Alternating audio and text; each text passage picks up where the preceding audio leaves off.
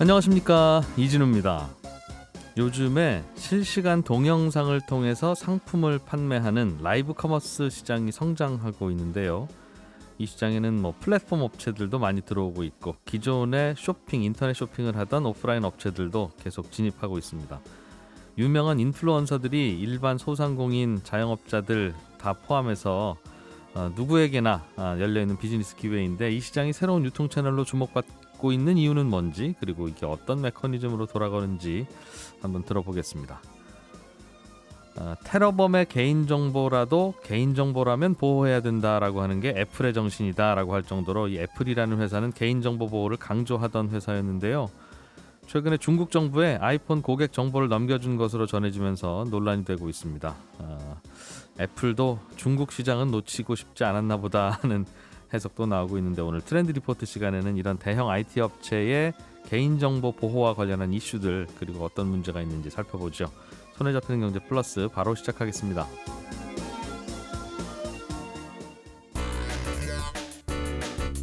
오, 오늘 왜 이래요? 네, 오늘은 주식시장이 빨간불이 켜져 있네요. 코스닥 시장은 1% 정도 오르고 있고, 코스피 시장은 0.7% 상승하고 있습니다.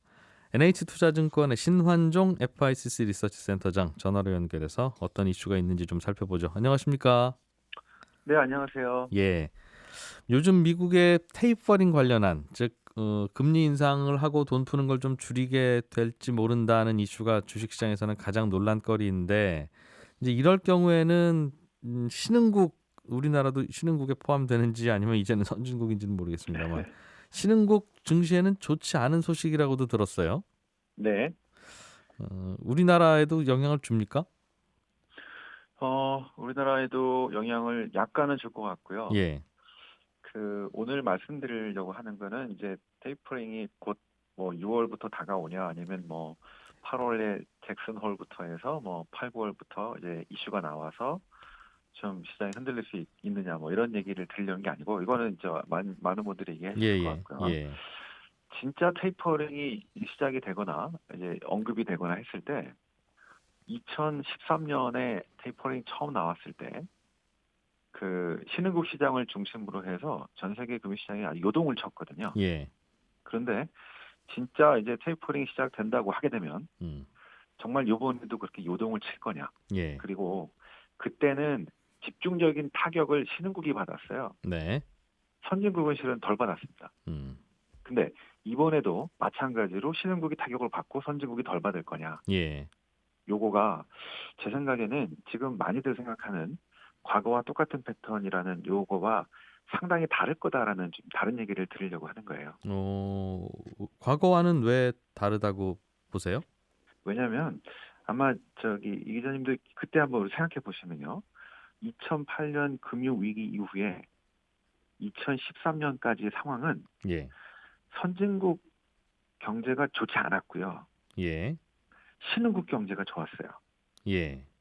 중국을 비롯한 브라질, 또 인도, 인도네시아 등등이 실은 2000년 초반부터 2010년까지 이 신흥국들이 상당히 많이 좋아져가지고 신용 등급도 많이 올랐고요. 네. 그다음에 원자재 가격 하락, 상승 이런 것 때문에 외환보유고 등등이 엄청나게 늘어나면서 예. 신흥국 경제가 상당히 견조한 상태에서 2008년 금융위기가 선진국 시장을 강타했기 때문에 예. 선진국은 되게 어려운 상태에서 조금 삐질삐질 회복이 되고 있었고, 유로존 재정 위기 등등으로 유럽도 그렇고 이제 선진국 은행들 특히 되게 안 좋았잖아요. 그런데 실은 2008년 금융위기 이후의 회복은 중국을 비롯한 신흥국 경기 회복이 상당히 도움이 됐던 거라고 볼 수 있습니다. 그래서 예. 많은 자금이 2008년, 9년 이후에 있었던 양적 완화로 이제 미국이 양적 완화로 풀린 돈들이 엄청나게 많은 돈들이 신흥국으로 갔어요. 예. 우리도 일조금 맞긴 했지만 실은 음. 브라질, 인도, 인도네시아, 터키, 남아공 할 것 없이 예. 이 신흥국으로 엄청난 자금이 들어가서 엄청난 신흥국 통화 강세가 있었습니다. 그러니까 2008년 금융위기 이후에 미국에서 푼 돈은 대부분 신흥국으로 갔다, 그 말이군요. 대부분은 아니겠지만 예. 상당히 많은 돈들이 신흥국으로 갔습니다. 그래서 이제 브라질의 기도 만테가라는 재무장관은 미국 돈 좀 그만 풀어라. 얘 자꾸 이렇게 돈 풀어가지고 예. 우리한테 너무 들어오니까 우리가 이 통화 강세돼서 죽겠다 수출이 안 돼가지고 막 이런 얘기를 할 정도로 막 들어오지 마, 막 이 정도 진짜 배부른 소리 하고 있었죠. 네네. 그런데 테이퍼링이라고 이제 돈 푸는 것들이 이제 수도꼭지를 잠그게 되면서 예. 유동성이 딱 멈추는 순간에 엄청나게 들어갔던 돈들이 이제 거꾸로 나오기 시작하면서 엄청난 폭풍에 휘말렸던 겁니다. 당시에는 네. 네. 그런데 지금 한번 보시죠. 지금은 어떻습니까? 지금 그때랑 반대입니다. 선진국 경제가 좋고요. 신흥국 경제가 개판이 됐어요. 예. 그래서 2008년 금융위기 이후의 상황들을 면밀하게 보셔야 되는데 그때랑 지금 똑같은 상황이 아니고요. 실은 반대가 되는 상황입니다. 그래서 그때 뭐랄까요. 통화가 강세가 됐던 게 이제 2008년에서 2013년에 신흥국이 통화 강세로 갔다가 역반전됐는데 지금은 신흥국 통화가 계속 흘러내려가지고 네. 오히려 더 떨어지는 상태입니다. 그러니 그래서 예. 제 생각에는 지금 만약에 테이퍼링이 이제 시작이 됐다. 그리고 막 혹시 자금이 좀 더 빠질 것 이런 것들을 걱정한다 그러면은 돈이 많이 들어간 곳이 신흥국이 아니고 예. 이게 선진국에 버블을 많이 만들었죠. 그래서 취약한 선진국에 많이 들어간 그 버블이 많이 들어간 이쪽이 오히려 조금 더 타격을 받을 가능성이 있지 않나 싶은 거고요. 신흥국 쪽은 예. 그때랑 다른 것이 자 이게 그 2008년에서 2013년까지 상당히 좋았기 때문에 경기가 좋았기 때문에 수출은 했지만 달러 강세 자국 통화 강세 때문에 수출이 잘 안 되기 시작하고 수입을 오히려 더 많이 하는 네. 우리 괜찮아 이래가지고 엄청나게 해외에서 수입을 많이 하고 그래서 경상수지 적자 폭 엄청나게 컸습니다. 그래서 이렇게 문제가 경상수지 적자 폭이 되게 큰 상태에서 조금씩 좀 더 위험해졌던 나라를 프레자일 5 취약국 5개 그래가지고 브라질, 인도, 인도네시아, 터키, 남아공 이렇게 얘기를 모건 스탠리가 예. 5개 딱 찍어서 했던 게 경상수지 적자 폭이 너무 커져가지고 마이너스 4%, 마이너스 5% 정도로 예. 이게 지금 외환 유동성까지 위험할 수 있겠다. 그래가지고 다시 90년 후반처럼 외환 유동성 위기 나온 건 아니냐라는 얘기가 나왔던 게 이제 이 프레자일 5. 그래서 갑자기 들어갔던 돈이 빠지면서 환율이 거의 20%, 30%씩 절하가 되면서 이 2013년 중반에 신흥국 위기가 시작이 됐다고 볼 수 있겠는데요. 네. 지금은 경상수지 적자 폭이 거의 별로 없어요. 왜냐하면 신흥국들이 예, 수입을 별로 못 하고요. 네. 통화가 약세였기 때문에 수출이 너무 잘 됩니다. 이미 그래서 경상수지 적자 폭이 옛날에 마이너스 4%막 같은 게 지금은 그냥 0% 또는 마이너스 1% 정도로 양호하고요. 예. 그다음에 그 원자재 이제 13년, 14년부터 원자재 가격이 폭락하기 시작하는데요. 네. 지금은 반대죠. 떨어졌던 게 지금 원자재 가격이 잘 나가면 회복되고 있기 때문에 앞으로 무역 수지 쪽도 나쁘지 않을 것 같고. 네. 자, 그래서 그런 차이가 있고 그다음에 길게 보면 2008년 이때는 제가 아까 신흥국들이 신용 등급이 많이 올라갔다 그랬지 않습니까? 예. 예를 들어 그 많은 나라들이 부채 비율이 한 50% 정도였었어요. 정부 부채 비율이. 그런데 지금은 돈을 하도 많이 써가지고 거의 브라질만 하더라도 정부 부채 비율이 거의 100%에 준하는 한 95%까지 올라와 버린 이런 상태이기 때문에 이 경제가 많이 강하게 살아나지 못하면서 이미 돈도 많이 못 들어간 예. 그래서 별로 나올 것도 별로 없는 이런 상태가 돼버린 것들이 2008년 때에서 시작해서 2013년에 그 테이퍼링과 지금 2020년에서 코로나 사태 이후에 한 22년부터 보는 이 테이퍼링은 다르다. 다르게 봐야 되는 알겠습니다. 중요한 이유라고 볼 수 있습니다. 시중에 풀려 있는 돈을 감고 금리를 올리기 시작하는 이 테이퍼링이 10년 전에도 있었는데 네네. 그때는 신흥국에서 돈이 많이 빠져나가고 신흥국들이 타격을 크게 입었으나 그때는 신흥국으로 돈이 많이 들어가 있어서 신흥국이 호황이었으니까 그런 결과가 벌어졌지. 맞습니다. 앞으로 1년 후에 뭐 지금 혹은 올해부터 시작할 테이퍼링의 영향에는 이번에는 다를 것이다. 신흥국은 별로 좋은 것도 없어서 떨어질 것도 없고. 그렇다면 뒤집어 말하면 미국에는 더 영향이 과거보다 클 수도 있다는 뜻이네요. 테이퍼링에 대한 영향이. 저는 지난번하고 거꾸로 생각해 보면은 이 예. 버블이 실은 선진국의 여러 가지 자산에 더 많이 들어갔기 때문에 예. 그쪽의 버블에서 좀 버블이었던 것들이 정상으로 돌아오는 과정에서 충격을 받을 좀 가능성이 있고 예. 신흥국들도 그렇다고 좋다는 게 뭐 아니고요. 그렇긴 하겠죠. 그 예. 환율이 소폭 옛날에 급진적인 약세, 현 음. 약세였는데 지금은 그냥 소폭 약세 정도. 그다음에 경상수지도 마이너스 4%가 아니라 마이너스 뭐 한 0.1 정도이기 알겠습니다. 때문에 그냥 이렇게 소폭 횡보하는 정도에 질 것 같다. 예. 이렇게 좀 테이퍼링 보고 접근할 것 그렇군요. 같다. 테이퍼링이 시작되면 어디를 좀 눈여겨봐야 되는지 그 돋보기 들여다볼 곳이 과거와는 다르니 조심하자 그런 얘기였네요. 네, 이제 다음부터는 좀 더 디테일하게 보여드리겠죠. 어떤 나라가 알겠습니다. 이제 그 흔들리면 좋은 기회가 될 건지를 봐죠. 한 나라 좀 지켜보죠. NH투자증권의 신환종 FICC 리서치 센터장이었습니다. 고맙습니다. 네, 수고하세요. 요즘 유통업계의 큰 변화 중에 하나가 인플루언서나 일반 소상공인 자영업자들이 직접 본인이 홈쇼핑쇼 호스트처럼 변신해서 물건을 파는 그런 이벤트들이 많아지고 있다는 뜻입니다.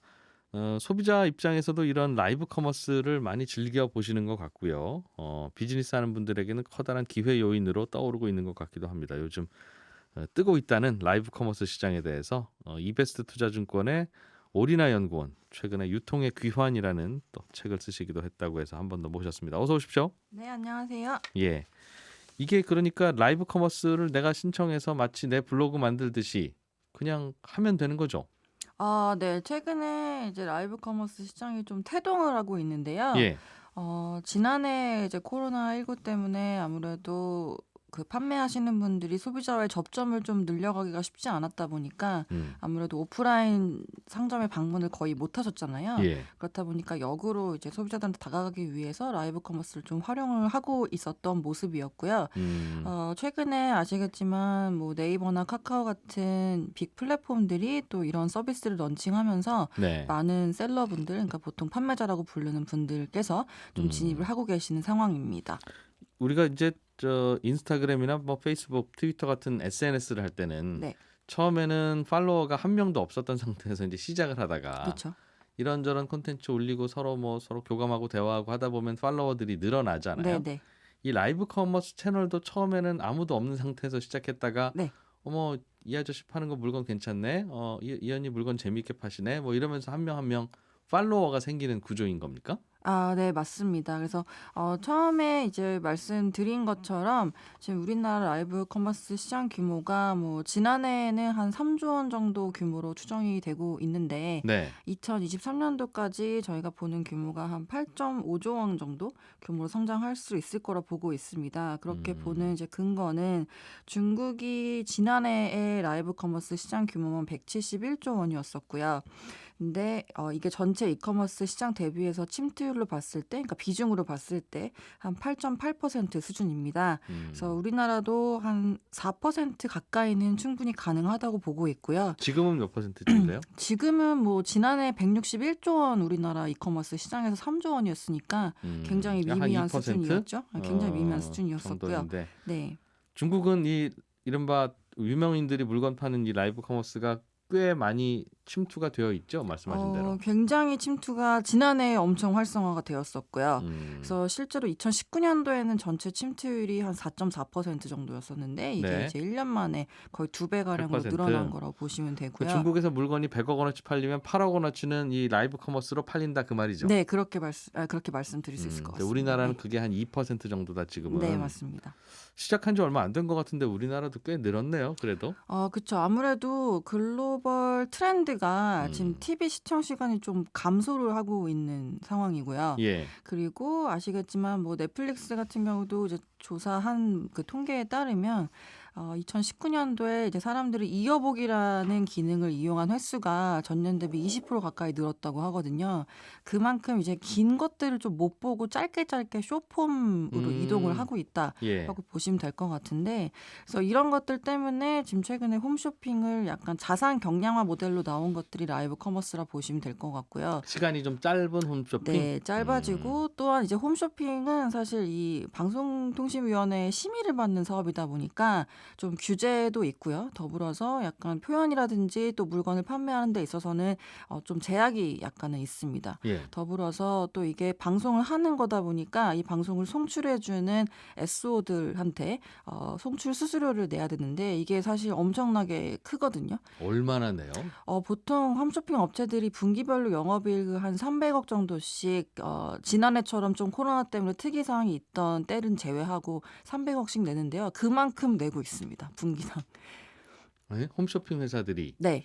번 돈의 대부분을 그러니까 지금 남는 영업이익이 300억인데 예. 마찬가지로 지금 내고 있는 송출 수수료도 아. 거의 300억씩 내고 그 있다 보시면 케이블 될 것 채널, 같고요. IPTV 채널에다가 우리 홈쇼핑 채널을 만들어 주세요 하는 대가로 주는 그렇죠. 돈이 방송을 틀어주세요라고 하는 아, 돈이 그 정도 되기 1년에 때문에 300억 벌면 300억 정도 내고 있는 거니까 그거 안 냈으면 분기별로 네, 그거 분기별로 안 냈으면 600억이라는 거네요. 그렇죠. 그래서 음. 근데 라이브 커머스는 사실 뭐 값비싼 그런 장비들도 딱히 필요 없고요. 핸드폰으로도 방송 송출이 가능하고 예. 그리고 또 연봉 높게 받는 그런 스타 쇼호스트 분들이 아니더라도 말씀하신 것처럼 뭐 재미라든지 이런 네. 것들을 추구하면서 시청자들을 끌어올릴 수 있는 내용들이 있고 사실 홈쇼핑이 진짜 많이 팔려가지고 잘 팔리면 1시간 동안 한 1억 정도 판매를 하거든요. 그럼 네. 정말 잘 된 방송이라고 얘기를 하는데 근데 라이브 커머스는 최근에 이제 유명인들이 나와서 판매하는 것들을 보시면은 한 몇백억씩 판매를 하고 네? 있습니다. 그러니까 엄청나게 차이가 나고요. 그리고 판매자 입장에서도 이게 유리한 게 사실 제가 물건을 팔려고 홈쇼핑에 들어갔을 때 어떤 사람들이 어떤 경로로 제 물건을 샀는지 그리고 또 나이대는 어떻게 분포가 되어 있고 성별은 어떠한지 그런 것들이 분명히 궁금할 텐데 그런 데이터가 홈쇼핑 업체들한테 남아 있는 거거든요. 네. 근데 이런 플랫폼들 통해서 라이브 커머스로 진행을 하시면은 그런 데이터들이 다 제공이 되는 걸로 알고 있습니다. 파는 나도 볼 수 있다. 그렇죠. 예, 그렇다 보니까 음. 사실 이게 중국에서는 지금 그 판매를 하고 있는 인플루언서들이 팔로워가 막 3천만 명 이 정도예요. 예. 그분이 물건 파는 걸 보는 팔로워? 아니면 그분의 어, 다른 개인 계정에 있는 팔로워? 그분의 이제 물건 파는 계정에 있는 팔로워들 수가 예. 3천만 명 가까이 됩니다. 예, 중국 같은 경우는. 그러면 나 오늘 저녁 9시에 저 뭐 다른 거 물건 팔 거예요. 시간 되면 오세요라고 하면 그 메시지가 3천만 명한테 그렇죠. 쭉 뿌려지는 거죠. 그렇죠. 아무래도 인구가 많다 보니까 그 정도 레벨이라고 보시면 될 것 같고. 시간 되면 오시는 거고. 네네. 근데 이게 재밌는 게 그런 사람들의 이제 팬들이 워낙에 많다 보니까 보통 이제 이커머스 구매 전환율이 한 0.3에서 1% 나오거든요. 어떤 사람들이 사이트를 봤을 때 물건을 진짜 실제로 사는 거는 100명 중에 1명이 살까 말까 한 게 보통 구매 전환율인데 홈쇼핑이 이제 막 매진 임박입니다. 여러분 이렇게 푸시해가지고 한 3% 정도 나와요. 100명이 보면 3명이 그렇죠. 유혹에 넘어간다는 거죠. 근데 이제 라이브 커머스 같은 경우는 이게 보통은 한 8에서 12% 되고요. 그리고 완전 탑급의 인플루언서들은 거의 20%까지 나오기 때문에 100명이 보면 20명이 네, 사는구나. 엄청나게 파워풀하면서 비용은 덜 들어가는 그런 구조라고 보시면 될 것 같습니다. 송출 수수료 안 내도 되고. 그렇죠. 그래서 사실 홈쇼핑 주요 업체들의 2019년도에 총 거래, 그러니까 저희가 사고 팔고 했던 금액을 합치면 한 12조 원 정도 되는데 근데 저희가 2023년도까지 지금 보고 있는 라이브 커머스 시장 규모가 8.5조 원이니까 꽤 많은 부분이 이쪽으로 대체가 될 것이다 이렇게 전망을 하고 있습니다. 물건이 싸고 좋아서 사요? 아니면 그 이른바 인플루언서들과의 친밀감 때문에 마치 우리 언니가 가게 냈어. 그럼 나도 하나 사야지 하는 느낌으로 사는 거예요. 둘 다인데 지금 라이브 어. 커머스 잘 팔리는 상품이 일단은 화장품 같이 좀 비포 애프터가 확실하게 보여지는 것들 눈으로 예. 그런 것들이 좀 인기가 많고요. 그다음 두 번째는 아무래도 먹는 거. 그래서 막 지금 당장 저녁 시간인데 뭐 삼겹살을 엄청나게 맛있게 구워서 판다. 뭐 이런 것들은 또 전환율이 높게 나오고요. 그리고 말씀하신 팬심으로 사거나 또는 이제 인플루언서들이 워낙에 파워가 세다 보니까 그런 브랜드와 협력해서 조금 더 좋은 가격에 내놓은 상품들도 그런 잘 것도 팔리고 있고. 있습니다. 야, 그래도 한 시간에 몇백억씩 파는 건 놀라운데요. 그렇죠. 네, 과거 대비해서는 정말 달라졌고 그리고 비용도 훨씬 더 저렴하게 갈 수 있다 보니까 네. 기존의 홈쇼핑이 그리고 사실 홈쇼핑이 이제 과거에는 그 파워가 있었던 게 7번하고 9번 사이에 있는 8번에 들어가면은 아무래도 제품 효과가 크게 나타나다 보니까 채널 돌리다가 예. 얻어 걸리는 그렇죠. 거죠. 예. 그런데 비싼 돈을 주고 사실 그 채널을 사는 게 되게 중요했었거든요. 네. 근데 지금 채널이 100개가 넘어가다 보니까 아하. 그런 효과가 좀 많이 줄어들고 있다 이렇게 보시면 될 것 같습니다. 그러면 홈쇼핑은 거기서 물건 팔면 이제 송출 수수료를 내야 되니까 네. 홈쇼핑 채널도 돈을 내야 되고 그쵸. 홈쇼핑 채널에 물건 팔아온 뭐 중소상인이나 업자들도 홈쇼핑에다 또 돈 내야 되고 그쵸. 입점 수수료를 내야 되죠. 내야 되는데 네.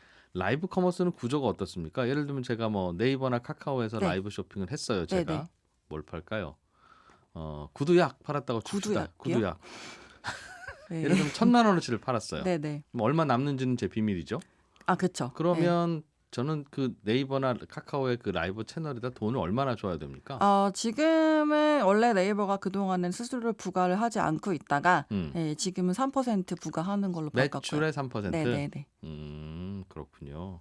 많이는 안 떼네요, 아직은. 네네 맞습니다. 사실 네이버가 뭐 스마트 스토어도 그렇고 전체적으로 수수료를 좀 많이 떼서 수익을 창출하려고 하는 그런 기조보다는 예. 많은 판매자와 구매자들을 좀 생태계 안으로 불러와서 그걸 통해서 선순환을 좀 구축하려는 그런 의도를 가지고 있다라고 추정하고 있습니다. 그렇군요. 네. 그러면 인플루언서들은 일단 채널을 개설해서 팔기 시작하면 우연히 들어온 분들도 그 방송 보는 거고 그렇죠. 본인의 다양한 홍보 수단을 통해서 불러 모을 수도 있는 것이고 그쵸. 그건 알아서 하는 것이고. 그렇죠. 그리고 아무래도 네이버는 뭐 저희가 하루에 한 번은 꼭 접속을 하는 그런 사이트다 보니까 예. 그런 메인 페이지에 올라와 있는 뭐 라이브 커머스 광고들을 보고서 자연스럽게 좀 유입이 될 수 있는 부분들도 있다. 그렇군요. 그러면 제가 상품 발송 배송 이런 것도 신경 써야 됩니까? 아니면 저는 잘 나와서 팔기만 하면 됩니까? 저라고 하네요. 벌써 된 것처럼. 벌써 구두약 판매하실 것 같은데. 예. 과거에는 사실 이렇게 소싱부터 또 그 고객 상담해주고 또 말씀하신 배송 같은 것들을 다 직접 해야 돼서 예. 굉장히 품이 많이 들었었는데 최근에는 이런 것들을 대행해주는 업체들이 많이 등장을 했고요. 스타트업들이. 그래서 과거에는 저희가 뭐 동대문에서 예를 들어 옷을 떼가지고 판매를 하고 싶다라고 했을 때 동대문에 직접 갔어야 됐었고요. 예. 동대문 상가들이 워낙에 폐쇄적이다 보니까 또 거래가 없었으면은 그런 물건을 처음에 떼우기가 쉽지가 않았습니다. 네. 근데 최근에 생긴 뭐 링크샵스라든지 신상마켓 같은 스타트업들을 이용을 하시면 동대문에 있는 도매 상가들을 다 인터넷 모바일 앱으로 다 옮겨놓은 그런. 그래서 저희가 쇼핑몰에서 쇼핑하듯이 마찬가지로 도매 옷을 뗄 수 있는 그런 플랫폼들이 생겼고요. 네. 물론 여기는 소매하시는 분들이 들어오시면 안 되니까 사업자 등록번호가 있으신 분들만 가입해가지고 물건을 받으실 수 있습니다. 물건을 받아서 우리 집 거실에다 쌓아놓고 내가 라이브 쇼핑을 해서 팔리면 내가 포장해요? 그렇게 포장을 하실 수도 있는데 뭐 양이 많아지면은 최근에는 풀필먼트 대행해주는 업체들도 생겨나서요. 근데 재밌는 거는 앞서 말씀드린 그 신상마켓도 그렇고 그리고 풀필먼트 대행해주고 있는 스타트업 업체들에 네이버가 작년부터 투자를 많이 해왔습니다. 그래서 네이버가 그런 업체들을 어떻게 보면 판매자로 하여금 물건을 더 쉽게 소싱하고 더 쉽게 판매할 수 있도록 그런 생태계 구축을 지금 해놓은 것이죠. 오리나 연구원님은 하실 생각 없어요? 저는 구두약 같이 팔아보시고. 저는 이제 유튜브 콘텐츠에 올려야 돼가지고 인터넷 쇼핑몰 열어본 적은 있었는데요. 그게 이제 최근에 동대문 풀필먼트 모델이라고 해가지고 했었는데 뭐 한 2벌 정도밖에 안 팔려서 그냥 본업에 충실하기로 했습니다. 이게 그래도 홈쇼핑 채널은 몇 개 안 되고 그 안에서 어떤 상품을 팔지는 정해놓는 거지만 그래도 경쟁이 덜 치열한데 이 라이브 쇼핑이라고 하는 건 정말 말 그대로 수십만 명이 팔겠다고 나올 수도 있는 거 아니겠습니까? 그렇죠. 근데 사실 이게 경쟁이 너무 치열하지 않나요? 그 홈쇼핑은 아무래도 쇼호스트 분들이 굉장히 유려한 그런 말솜씨를 통해서 전문가들의 물건을 판매를 하시는 건데 사실 카메라 앞에서 조금 부끄러움도 있으시고 그런 말주변이 탁월하시지 못한 분들은 그렇게 너도나도 뛰어들기에는 그래도 약간은 장벽이 있다라고 저희는 생각하고 있고요. 그래서 그런 분들은 또 그 라이브 커머스 플랫폼 자체에서 또 도와주시는 분들이 있어가지고 같이 방송을 하실 수도 있습니다. 그렇군요.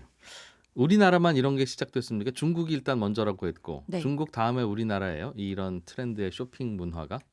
아무래도 홈쇼핑이라는 업태가 저희가 분석할 때 좀 어려움을 가지고 있었던 부분 중에 하나가요.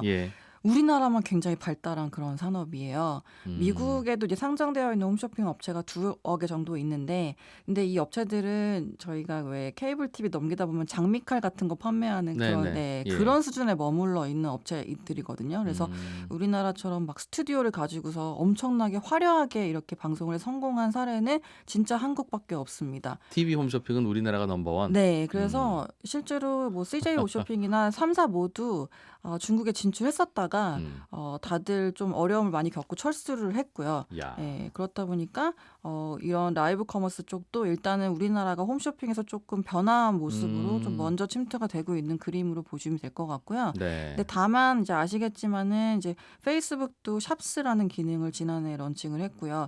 마찬가지로 인스타그램도 지금 릴스라고 숏폼으로 최근에 동영상 플랫폼을 또 안에 심었고, 예. 그리고 이제 구글도 지금 유튜브에서 쇼핑 기능을 붙이려고 인도에서 베타 테스트를 하고 있는 걸로 알고 있거든요. 그래서 기존의 이제 동영상 플랫폼을 기반으로 한 그런 인플루언서들의 판매 활동은 글로벌리 좀 확산될 것으로 확산될 것 전망하고 같다. 있습니다. 네. 근데 우리나라가 중국 다음으로는 굉장히 뜨거운 시장이다. 네, 맞습니다. 곧 또 우리나라가 1등 할 것 같아요, 여기도. 그랬으면 좋겠습니다. 무슨 트렌드 하나 생기면 정말. 자, 오늘은 여기까지 듣죠. 이베스트 투자증권의 오리나 연구원과 함께 최근의 유통산업의 흐름 중에 하나인 라이브 커머스 시장 이야기 들어봤습니다. 고맙습니다. 네, 감사합니다. 애플이라는 회사는 이런저런 제품이나 서비스로도 항상 논란과 화제가 되고 있습니다만, 애플이라는 회사가 갖고 있는 독특한 프라이버시 보호 정책으로도 꽤 유명합니다. 정부가 달라고 해도 고객 정보는 안 준다라는 게 그동안의 애플의 정책이었는데, 이게 중국에는 주고 있었다는 혹은 앞으로도 중국에는 줄 것 같다는 이야기가 나오면서 역시 또 뜨거운 화제가 되고 있습니다. 오늘은 이 얘기 좀 해보죠. 트렌드 리포트 한국인사이트 연구소 김덕진 부소장과 함께합니다. 어서 오세요. 네, 안녕하세요. 김덕진입니다. 애플이 사용자들의 네. 믿음을 저버린 겁니까? 그러니까 이게 참 저도 보고 한편으로는 좀 믿기지 않는 수준이라고 생각했는데요. 예. 어쨌든 지금 이게 뉴욕타임즈에서 보도가 이제 지난 17일에 나온 내용이고요. 애플에서 뭐 일부 부정을 하거나 하고는 있는 상황인데, 지금 여러 가지에 있는 내부 문건, 뭐 법정 문건 분석하고 전현직 애플 직원 17명 등을 인터뷰한 내용을 예. 뉴욕타임즈에서 나온 겁니다. 그러니까 쉽게 설명드리면 애플이 뭐 지금까지 보면 고객의 개인 정보를 지키겠다고 뭐 최근에 뭐 OS도 업데이트하면서 뭐 이렇게 보면은 외부에 대한 승인하는 프라이버시 승인하는 뭐 이런 것들도 바뀌었고, 뭐 그다음에 이제 애플이 뭐 지금까지 우리들은 프라이버시에 대해서 고객의 개인 정보를 잘 지킨다라는 것을 상당히 마케팅도 강조하면서 했었단 말이에요. 근데 그러고 있었는데 중국에서는 정부 당국과 일종의 타협을 해서 뭐 고객 정보를 유출하고 사전 검열을 허용했다라고 하는 지적이 지금 나오고 있는 상황입니다. 예. 그래서 뭐 중국 고객의 데이터 관리 권한을 어떻게 보면 사실상 뭐 현지 당국에 넘긴 것이다. 뭐 이렇게 얘기 나오고도 있고요. 또 중국 정부가 이제 이제 어떻게 보면 찍었다고 할 수 있는 반체제 인사들과 관련된 앱도 뭐 자발적으로 삭제하거나 혹은 뭐 이런 걸 걸러내지 못했던 직원을 오히려 뭐 해고하는 등 일종의 이제 친중 행보 보이는 것이 아니냐 뭐 이런 얘기들이 지금 계속 나오고 있는 상황이죠. 그러니까 중국 정부가 싫어하는 콘텐츠나 앱은 다 내리고, 네. 그리고 이거 누가 올렸는지 저 이름 갖고 오세요. 그럼 갖다 드리고 있는 거예요, 지금? 네. 그러니까 이게 어떤 거냐면 말씀하신 대로 데이터와 관련돼서 좀 얘기를 좀 해봐야 될 것 같은데, 애플이 다음 달에 이제 중국에 구이저우성 구이항의 이 데이터 센터를 지금 완공할 예정입니다. 예. 그리고 내몽골에도 이제 또 다른 데이터 센터를 만드는데, 그 데이터 센터에서의 대부분의 통제권을 중국 정부에게 양도했다는 것이죠. 그러니까 이게 그 2017년 6월에 중국에서 이제 사이버 안보법이라는 게 생겼어요. 근데 예. 그게 뭐냐면 중국 내에서 만약에 회사에서 개인 정보를 수집했거나 혹은 뭐 중요한 데이터들이 있다라고 하면 이거는 반드시 중국에 보관하도록 의무화한 것입니다. 중국 본토 안에. 네, 그렇죠. 그래가지고 이제 애플에서 이러한 클라우드 서비스를 할 수 있는 데이터 센터들을 지금 중국 안에다가 만들었는데요. 그런데 이제 거기에서 그럼 데이터를 여기 보면 이 법안에는 중국에 보관하도록 이제 이거를 중국 정부에 줘라라고는 돼 있지는 않잖아요. 예. 근데 여기에서 지금 어떤 이슈가 있는 거냐면, 이것에 대해서 중국 고객의 데이터를 중국 정부 소유 기업으로 옮기는 데 이제 합의를 한 것이에요. 그러니까 예를 들면 원래 데이터가 애플이 가지고 있어야 되는데 예. 그 서버의 물리적 제어거나, 그러니까 서버를 뭐 껐다 키거나 거기에 있는 데이터를 보는 이런 것들을 구이저우 클라우드 빅데이터, 그러니까 GCBD라고 하는 지방 정부 산하에 있는 회사로 이전을 한 것입니다. 그러니까 한마디로 이제 데이터를 뭐 애플 기기를 통해서 만들어졌지만 그거 다 중국 정부 네, 그러니까 공기업으로 줘라. 네, 그렇죠. 그 정부가 이제 어떻게 보면 공공에 있는 공기관에서 컨트롤하겠다라는 거고요. 그다음 이게 저는 개인적으로 가장 충격적이었는데 우리가 보통 애플 기기 쓰시는 분들은 대부분 다 아시겠지만 아이클라우드라고 하는 이제 클라우드 서비스가 있습니다. 거기에 뭐 사진이고 뭐고 다 있죠. 사진뿐만 아니라 비밀번호 뭐 이런 것들 다 저장돼 있죠. 예를 들면 제가 로그인을 할 때 자동으로 로그인 설정해 놓으면 뭐 어떤 사이트의 아이디 패스워드라든지 혹은 내가 앱을 뭐뭐 설치했는지 예. 혹은 뭐 이제 그런 것들이 있다 보니까 반대로 얘기하면 그 서비스를 기반으로 해서 제가 뭐 전화기를 바꾸거나 뭐 다른 뭐 노트북을 사거나 애플에 예. 있는 그럼 예. 이게 자동으로 데이터들이 다 왔다 갔다 하게 하는 어떻게 보면 애플의 그 클라우드 시스템의 핵심이라고도 볼 수 있을 것 같은데요. 예. 근데 이것에 대한 암호화된 고객 데이터를 풀 수 있는 디지털 키도 예, 중국에 보관하게 이제 지금 얘기가 된 뭐 이런 상황입니다. 그래서 이거에 대해서 이제 실제로 그 인터뷰 내용들을 보면 최소 이제 애플의 2명 이상의 임원들이 그렇게 그 디지털 키, 그러니까 고객의 데이터를 풀 수 있는 디지털 키도 만약에 중국 정부에서 가지고 가게 된다면 고객 데이터 위험하다. 그러니까 어떻게 보면 극단적으로 말하면 맘먹으면 예. 비밀번호 풀어서 고객의 어떤 아이디 패스워드 혹은 고객이 어떤 걸 설치했는지 중국 내에 있는 사람 볼 수 있는 건데 이렇게 강력한 데이터를 주는 것이 위험하다라고 임원들도 얘기를 했다고 해요. 근데 네. 그것에 대해서 일단은 지금 보도 내용들을 보게 되면 그런 것들까지 물리적 제어 권한이나 그리고 이제 디지털 키까지도 중국 정부에 보관하게 되는 뭐 이런 지금 상황으로 흘러가고 있다라고 얘기되고 있습니다. 그럼 중국 정부가 마음만 먹으면 다 볼 수 있는 거네요. 그렇죠. 비밀번호 풀고 폰 주일이 주세요. 할 수 있는 거네요. 네, 그러니까 쉽게 말하면은 아까 말씀드린 대로 지금 어떤 사람이 자기 아이폰 안에 어떤 앱을 설치했고 네. 가족 관계가 어떻게 되고 그리고 그 안에서 결제 카드가 뭐뭐 들어 있고 그리고 아이디 비밀번호가 뭐지 이런 것들도 이제 어떻게 보면은 그 와우. 비밀번호를 통해서 반대로 그럼 이거를 약간 그들의 기술을 좀 응용화하면 쉽게 설명드리면 전화기를 복사할 수도 있는 뭐 이런 것들도 충분히 가능할 수 있는 시나리오상으로 그렇게 될 수 있는 거로 볼 수 있을 것 같습니다. 애플 폰만 이러는 게 아니라 중국에서 판매되고 사용되는 모든 폰들은 다 이런다는 거죠. 그러니까 이 부분이 이제 그럼 어디까지 가느냐가 이슈인데요. 말씀하신 것처럼 이게 2017년에 네트워크 안전법이라는 게 생겼어요. 예. 그래서 이제 원래 법상으로는 중국에서 생성된 정보는 중국 내로 보관하도록 규정된 겁니다. 근데 그것에 대해서 실제로 어디까지 어떻게 되는지에 대해서는 뭐 기업마다 좀 다를 수도 있을 것 같은데요. 실제로 이제 그 우리가 알고 있는 라인, 그러니까는 우리가 이제 네이버 일본에 있는 회사죠.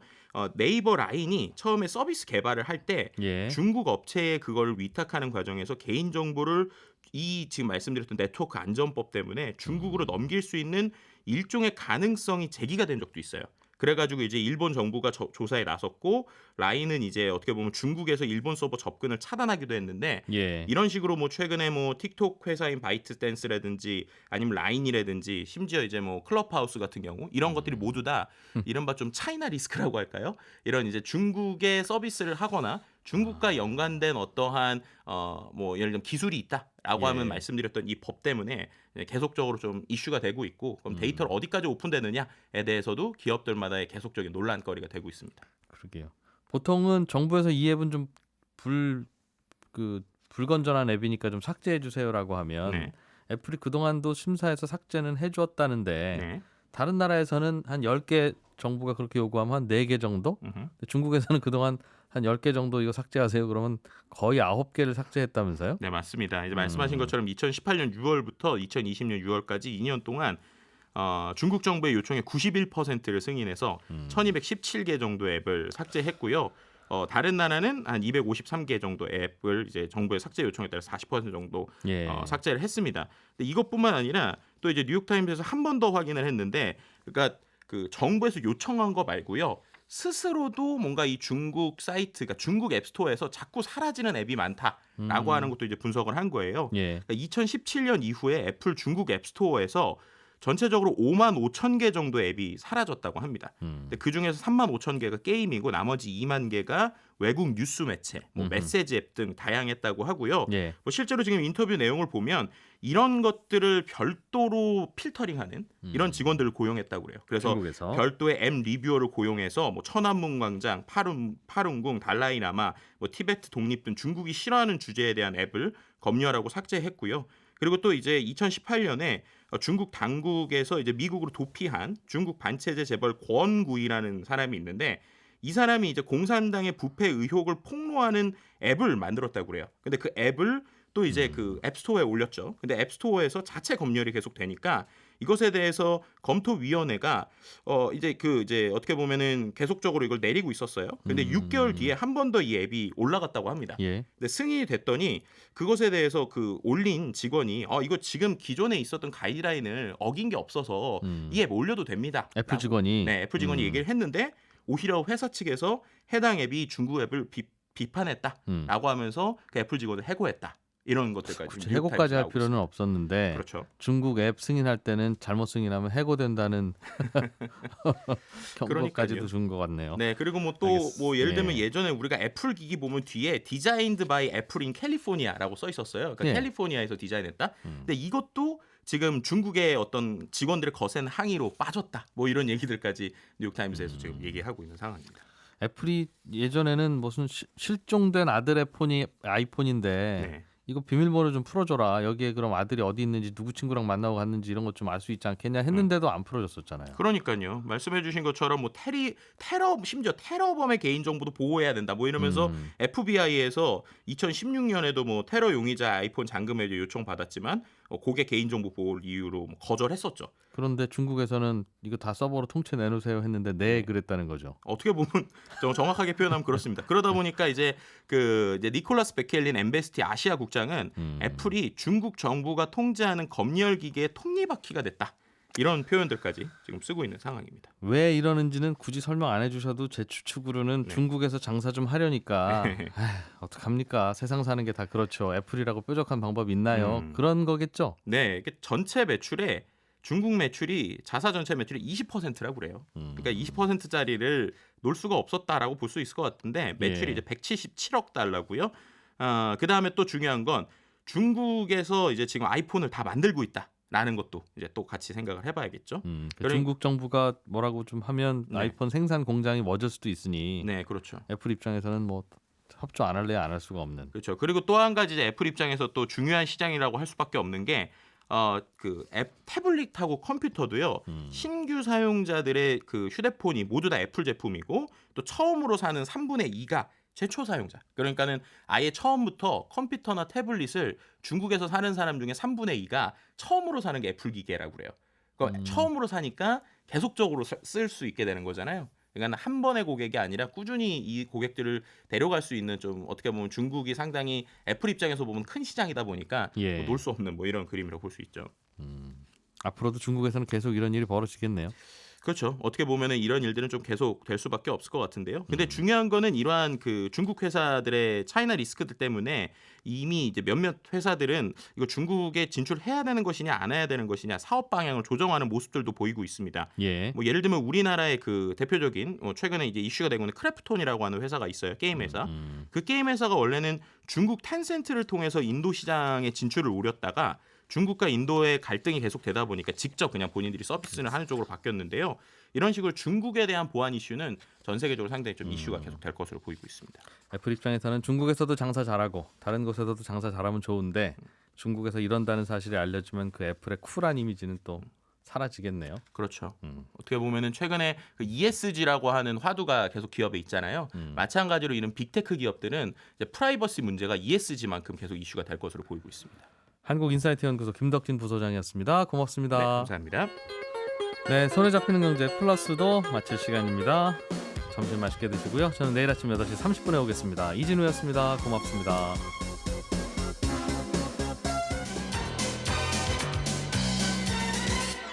더 깊고 더 재미있는 경제 이야기. 이진우의 손에 잡히는 경제 플러스.